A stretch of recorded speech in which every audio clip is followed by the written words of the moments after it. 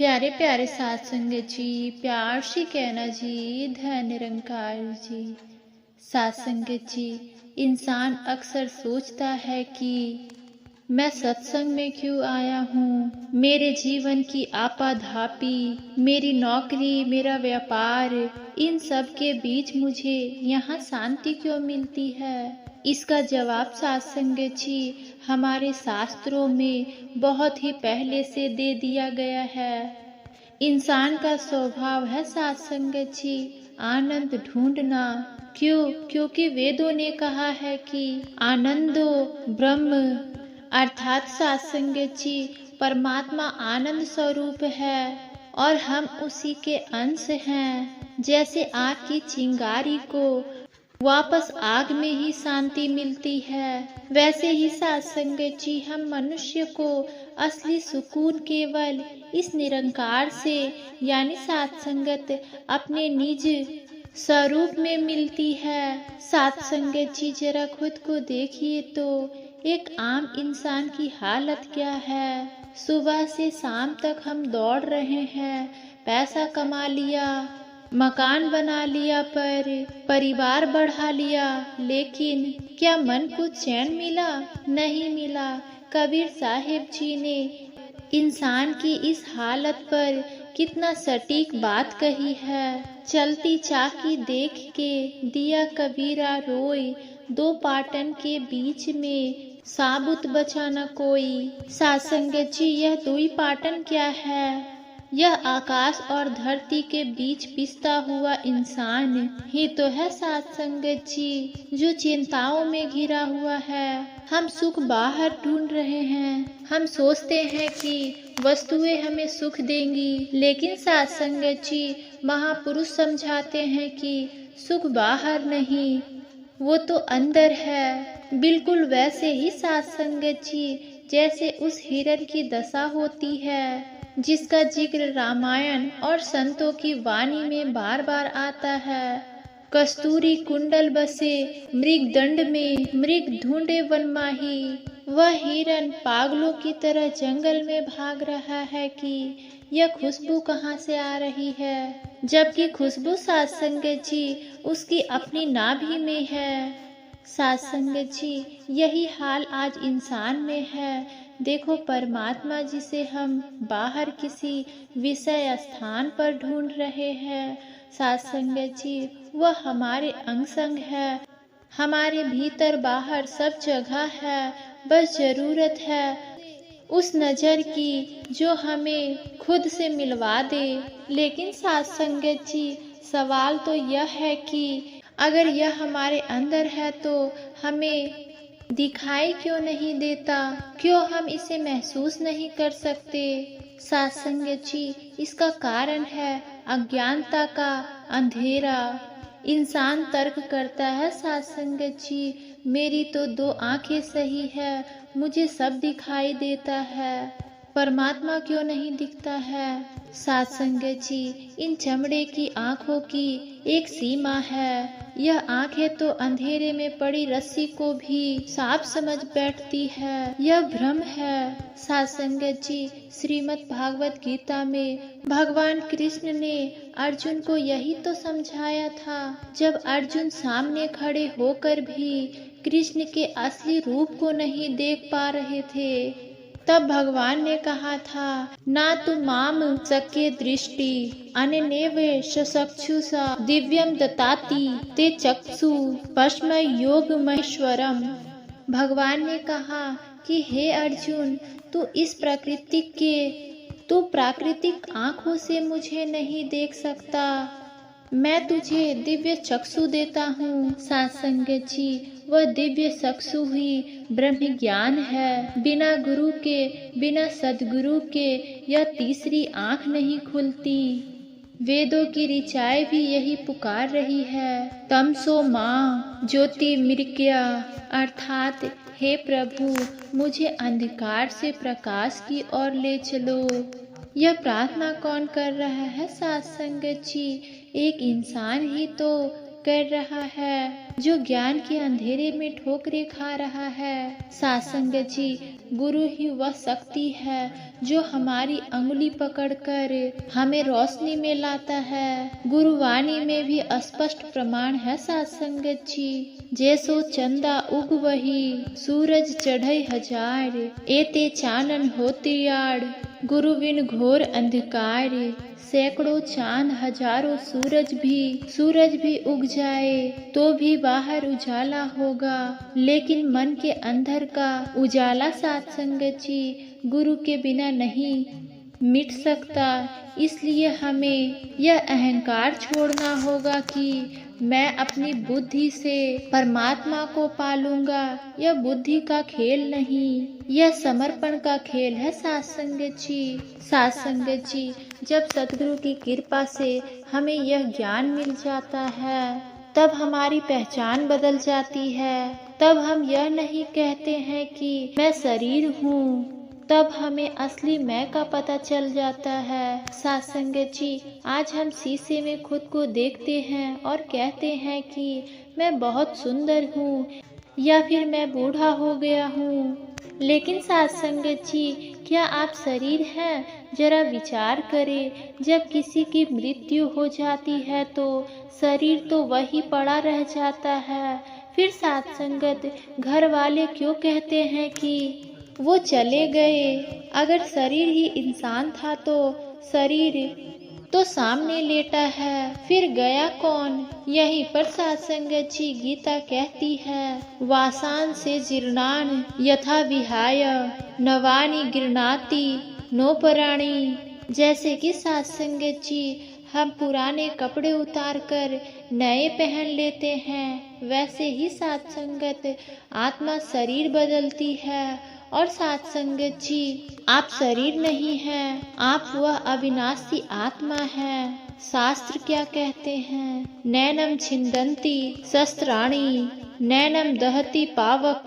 आपको कोई शस्त्र काट नहीं सकता, आग जला नहीं सकती। सत्संगत जी, जिस दिन यह बात केवल जुबान तक नहीं बल्कि सत्संगत अनुभव एक्सपीरियंस में आ जाती है, उस दिन मौत का डर खत्म हो जाता है। निरंकारी संत को पता होता है कि मैं पानी की वह बूंद हूँ जिसे सागर में मिलना है, और बूंद जब सागर में मिलती है सत्संगत तो वह खत्म नहीं होती, वह सागर ही हो जाती है।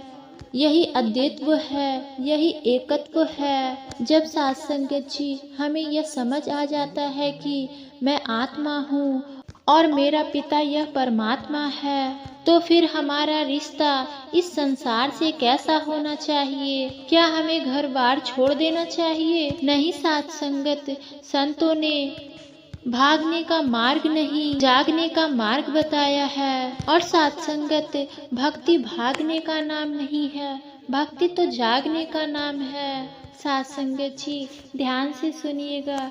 कई बार लोग सोचते हैं कि भक्ति का मतलब है जंगल में चले जाना, लेकिन सत्संगत जी, हमेशा हमारे मिशन ने, हमारे सतगुरु ने हमें ग्रस्त में रहकर भक्ति करना सिखाया है। प्रमाण देखिए, राजा जनक सत्संगत जी वह राजा भी थे और सत्संगत जी ब्रह्म ज्ञानी भी थे और राजपाट भी चलाते थे, निरंकार से जुड़े भी रहते थे। इसलिए सत्संगत जी उन्हें विदेह भी कहा गया। गुरु नानक देव जी भी यही समझाए, अंजन माही निरंजन रहिया, जोग जुगत इब पाइये।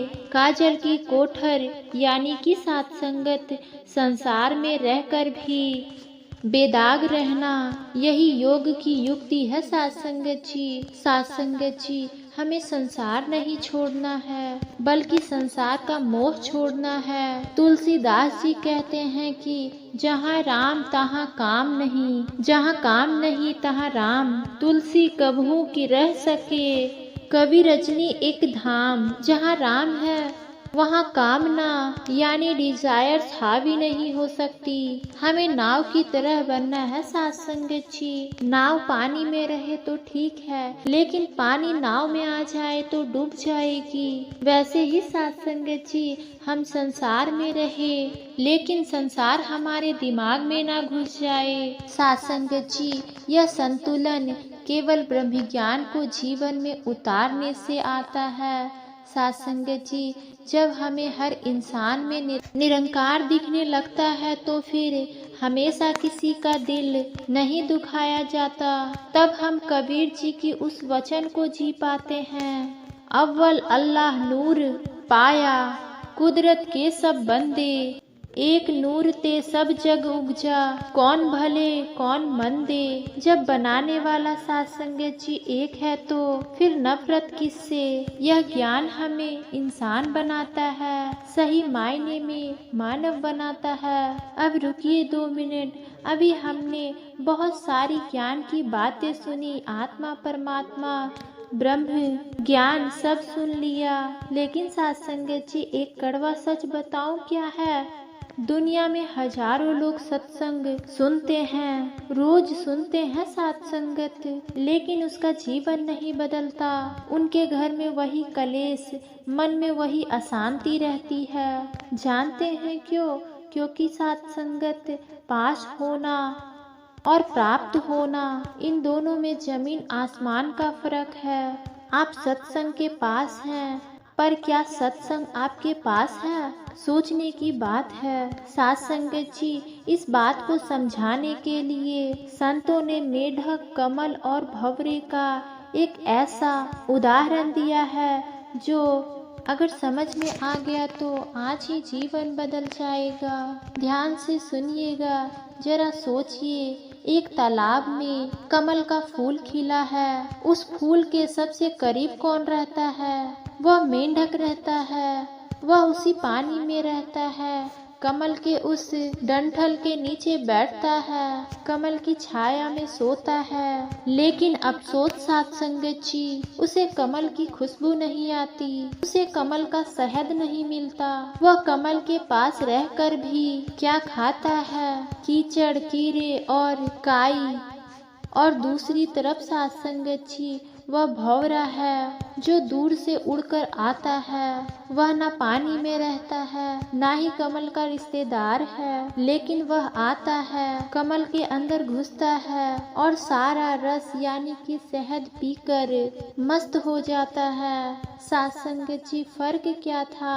मेंढक के पास निकटता थी पर प्रीति नहीं थी, उसे कमल की कदर नहीं थी। यही हाल आज बहुत से इंसानों की है। हम रोज सत्संग में आते हैं, मेंढक की तरह बैठते हैं, लेकिन ध्यान कहाँ रहता है? जूते किसने क्या पहने हैं, लंगर में क्या बना है, फलाने ने मेरी निंदा कर दी। हम सत्संग के सरोवर में बैठकर भी निंदा और नफरत का कीचड़ ही खा रहे हैं। कबीर साहब जी ने इस पर बहुत कड़ी चोट की है। दादुर तीनी रीले साध न पाया, बास गगन से आया भंवर रसीला।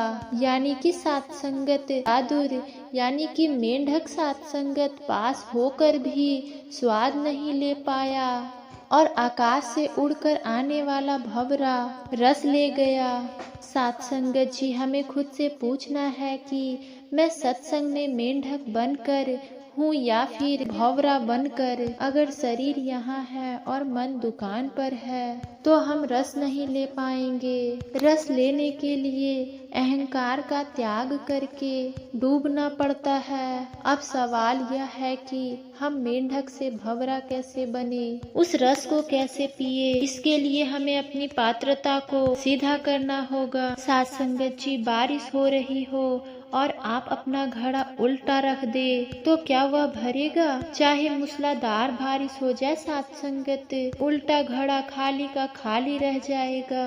सत्संग ज्ञान की बारिश है और हमारा मन वह घड़ा है। अगर मन में मैं यानी कि साथ संगत जी अहंकार भरा है, मुझे सब पता है, मैं बहुत पुराना महात्मा हूँ, तो समझो साथ संगत जी की घड़ा उल्टा है। आप 50 साल से सत्संग कर लो, खाली ही जाओगे। रामायण में देखिए, रावण विद्वान था, शिव का भक्त था, भगवान राम के सामने खड़ा था, यानी कि निकट था, लेकिन अहंकार का घड़ा उल्टा था साथ संगत जी, इसलिए विनाश को प्राप्त हुआ। और विभीषण ने राम के चरणों में खुद को सीधा कर दिया, समर्पित कर दिया, तो लंका का राजा बन गया। तुलसीदास जी कहते हैं साथ संगत जी, राम बुलावा भेजिया, दिया कबीरा रोए, जो सुख साधु संत में, सो वैकुंठ ना होए। कबीर जी रो रहे हैं कि मुझे वैकुंठ नहीं जाना, क्योंकि जो मजा इस निरंकार के संग यानी कि साथ संगत जी सत्संग में है, वह स्वर्ग में भी नहीं। लेकिन ये मजा उसे मिलता है जो इनके शरण में आ जाता है। तर्क मत करो, समर्पण करो। डॉक्टर के पास आप जाते हैं तो यह नहीं पूछते हैं कि यह कैंची क्यों उठाई, बस भरोसा कर लेते हैं कि यह बचा लेगा। तो इस सतगुरु पर भरोसा क्यों नहीं। सत्संगत जी, जब हम झुकते हैं तो अहंकार टूटता है, और अहंकार तोड़ने का सबसे तेज तरीका क्या है? केवल सिमरन नहीं बल्कि सेवा। लोग अक्सर सेवा से जी चुराते हैं, लेकिन सुनिए सेवा क्या चमत्कार करती है, बड़े ध्यान से सुनिएगा। कई बार लोग ये सोचते हैं कि मैं इतने घर का मालिक हूँ, मैं सत्संग में जूते क्यों साफ करूँगा, मैं झाड़ू क्यों लगाऊंगा। सत्संगत जी, याद रखना, जिसके हाथ सेवा में गंदे होते हैं, उसकी किस्मत उतनी ही साफ होती जाती है। सत्संगत जी, ये मैं नहीं कह रही हूँ, यह इतिहास गवाह है। श्री गुरु अमरदास जी वृद्धा अवस्था में भी गुरु अंगद देव जी के लिए पानी की गागर ढोते थे। लोगों ने पागल कहा, लेकिन वही सेवा उन्हें निमाणिया दे मान यानी दिनों का आसरा बना गया। अगर आप डिप्रेशन में हैं, अगर आपके काम नहीं बन रहे हैं तो एक बार बिना किसी को कुछ बताए चुपचाप सेवा करके देखिए। जब आप दूसरों के लिए पानी का ग्लास आगे बढ़ाते हैं तो निरंकार आपके लिए खुशियों का समुद्र तैयार कर देता है। भगवान कृष्णा गीता में कर्म योग की बात कही है, कर्मण्यवादी कारस्ते माँ फले सुक्राचना। तेरा अधिकार केवल सेवा करने में है, फल की चिंता मत कर, क्योंकि फल देने वाला यहाँ बैठा है। यह कभी किसी की मजदूरी नहीं रखता, ब्याज सहित लौटाता है। सत्संगत जी, अक्सर लोग कहते हैं कि अभी तो पूरा जीवन पड़ा है, मैं बुढ़ापे में सत्संग कर लूंगा या कर लूंगी। श्वास का क्या भरोसा, श्वास आंधी रात घटती जाए, पल पल छिन छिन उम्र विहाए। यह बैंक बैलेंस यानी कि श्वासों का बैलेंस हर पल घट रहा है। सिकंदर जब गया तो वह अपने हाथ कफन से बाहर लटका दिए थे, यह बताने के लिए कि मैं दुनिया जीत कर भी खाली हाथ जा रहा हूँ। लेकिन एक ब्रह्म ज्ञानी सत्संगत जी, जब एक गुरुमुख जाता है तो वह खाली हाथ नहीं जाता, वह ब्रह्म ज्ञान की कमाई साथ लेकर जाता है। सत्संगत जी, यह ज्ञान, यह सत्संग, यह मेंढक और भंवरे की बात, यह सिर्फ सुनने के लिए नहीं है, यह आज अभी इसी पल निर्णय लेने के लिए है। सत्संगत जी, कि आप भंवरा बनकर रस लेना चाहते हैं, अगर हाँ तो आज ही सत्संगत अपने अहंकार को सदगुरु के चरणों में छोड़ दीजिए, अपनी चतुराई को छोड़ दीजिए, भोले भाव से मिलिए। हरि को भजे सो हरि का होए। आइए सत्संगत जी, हम अरदास करें कि हे सच्चे बादशाह, हमें मेंढक वाली वृद्धि से बचाना, हम तेरे चरणों के पास भी रहे और सत्संग का रस भी पीते रहे। हमारे कानों में निंदा ना जाए, हमारी जुबान पर तेरा शुक्राना हो। सत्संगत जी, अगर इन वचनों ने आपके दिल पर दस्तक दी है तो इसे जीवन की नई शुरुआत समझिएगा।